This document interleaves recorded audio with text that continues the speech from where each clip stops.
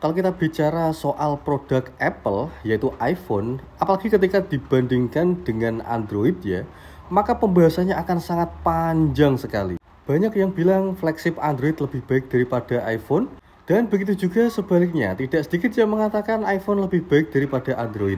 Maka di video ini, saya akan memberikan beberapa alasan mengapa user Android tidak terlalu tertarik untuk menggunakan HP iPhone.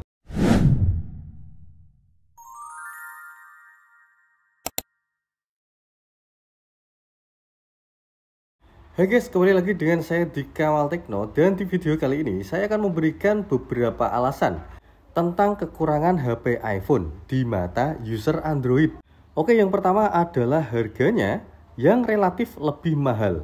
Jika dibandingkan dengan brand lain, setiap tahun akan mengeluarkan beberapa variasi produk yang oleh para konsumen bebas untuk memilih varian. Seperti Xiaomi mengeluarkan seri Redmi untuk seri terendah, kemudian seri Redmi Note untuk mid-range, dan juga seri Mi untuk flagship. Tapi sayangnya, Apple tidak menyediakan hal itu. Semua seri yang dikeluarkan setiap tahun adalah seri mahal atau flagship. Ada seri mini untuk kategori mahal, kemudian ada seri base untuk kategori agak mahal, dan ada seri pro untuk kategori sangat mahal. Kemudian kekurangan kedua yaitu tidak tersedianya slot micro SD. Untuk beberapa orang hal itu sangat penting ya. Micro SD atau memori tambahan berfungsi untuk memindahkan file dengan lebih cepat. Untuk memindahkan file, kalian hanya perlu memindahkan micro SD ke device yang lain. Tidak perlu lagi melakukan hal ribet seperti transfer file yang umumnya membutuhkan waktu sekitar beberapa menit. Oke, selanjutnya kekurangan iPhone yang ketiga adalah refresh rate-nya yang hanya 60 Hz pada seri mini ataupun base. Pada iPhone terbaru sekalipun, iPhone 16 seri base-nya masih 60 Hz. Buka tutup aplikasi kurang satset. User Android flagship ketika pindah ke iPhone seri base pasti akan merasakan perbedaannya. Ya gimana ya, kurang satset aja gitu.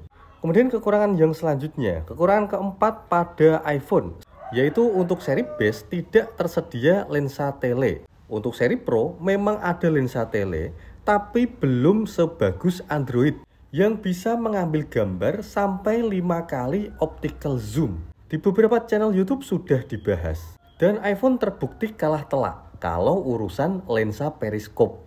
Di beberapa device Android bahkan bisa memfoto bulan dengan cukup jelas coy. Dan untuk kekurangan selanjutnya yang perlu kalian tahu adalah soal desainnya. Inovasinya sangat lambat sekali. By the way, desain seperti ini, mengotak seperti ini adalah desain yang sama yang digunakan oleh iPhone 12. Dan itu dikeluarkan pada tahun 2020. Artinya, iPhone masih mempertahankan desain 5 tahun yang lalu pada iPhone sekarang. Kemudian kekurangan selanjutnya adalah soal user interface-nya. Mulai dari iOS 15, 16, 17, bahkan sekarang 18, user interface-nya masih sama. Ya memang sih ada beberapa perbedaan pada iOS 18. Tata letak, warna, dan ukuran icon bisa di-customize sesuai dengan kebutuhan user. Tapi hanya sekedar itu saja. Tidak ada tema seperti HP Android yang bahkan bisa di-customize sampai ke icon baterainya coy. Jadi pada dasarnya UI iPhone adalah dari Apple sendiri. Berbeda dengan Android yang bahkan bisa di-customize oleh developer, bahkan oleh user itu sendiri. Oke, kemudian untuk kekurangan yang selanjutnya yang tidak dimiliki oleh iPhone, yang bahkan menurut saya cukup mengganggu adalah tidak adanya fitur split screen. Jadi fitur split screen memungkinkan pengguna untuk melakukan dua hal secara bersamaan. Multitasking dua aplikasi di dalam satu HP dan dua-duanya berjalan secara bersamaan. Dan itu tidak dimiliki oleh iPhone bahkan seri terbarunya. Oke, yang selanjutnya kekurangan iPhone. Tapi ini mungkin saja kekurangan minor ya untuk beberapa pengguna, yaitu tidak tersedianya headphone jack. Untuk slot headphone jack penting tidak penting sih, karena sekarang sudah ada TWS ya kan, atau headphone Bluetooth. Tapi untuk user audiophile atau orang-orang yang mengidamkan kesempurnaan dalam mendengarkan musik, maka mereka akan cenderung meninggalkan yang namanya TWS. Karena katanya TWS sering delay, apalagi ketika dibuat main game ya. TWS tidak sebagus headphone kabel. Kemudian kekurangan selanjutnya, dan menurut saya ini juga cukup mengganggu sih. Menurut kalian apa coba?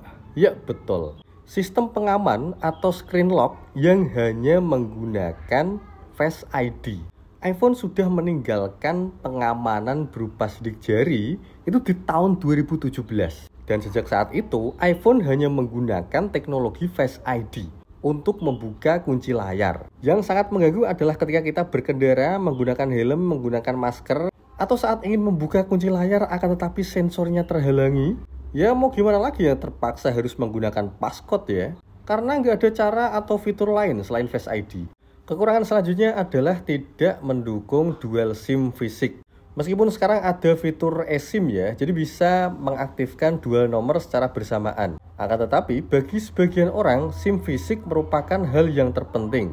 Adapun eSIM itu merupakan sesuatu yang ribet menurut mereka, apalagi orang-orang tua ya, yang gaptek, yang gak ngerti teknologi, yang membutuhkan nomor lama sebagai media komunikasi dan nomor baru sebagai media sosial atau internet data, maka mereka akan lebih memilih fitur dual SIM fisik yang aktif secara bersamaan dibandingkan dengan iPhone yang hanya menggunakan satu SIM fisik dan eSIM.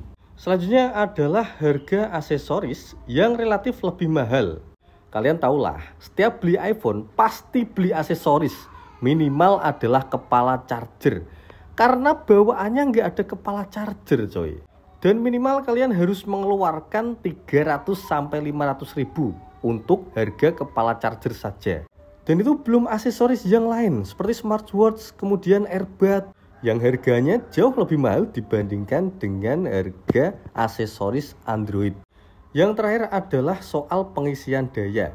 Biarpun iPhone terbaru sudah menggunakan port Type-C, akan tetapi kapasitas daya pengisian tidak sebesar Android yang bahkan seharga 2 jutaan. Kapasitas maksimalnya hanya sampai 25 watt. Butuh waktu sekitar 2 jam lah untuk bisa sampai 100% pengisian daya. Jadi gimana menurut kalian guys? Kekurangan yang saya sebutkan apakah itu fakta atau ada hal yang mungkin saya tidak tahu? Silahkan bantu tinggalkan atau koreksi di kolom komentar ya. Dan terima kasih sudah mengikuti video ini sampai akhir. Silahkan like jika kalian suka. Dan silahkan subscribe channel ini untuk mendapatkan notifikasi video terbaru dari saya. Dan see you guys. Assalamualaikum warahmatullahi wabarakatuh.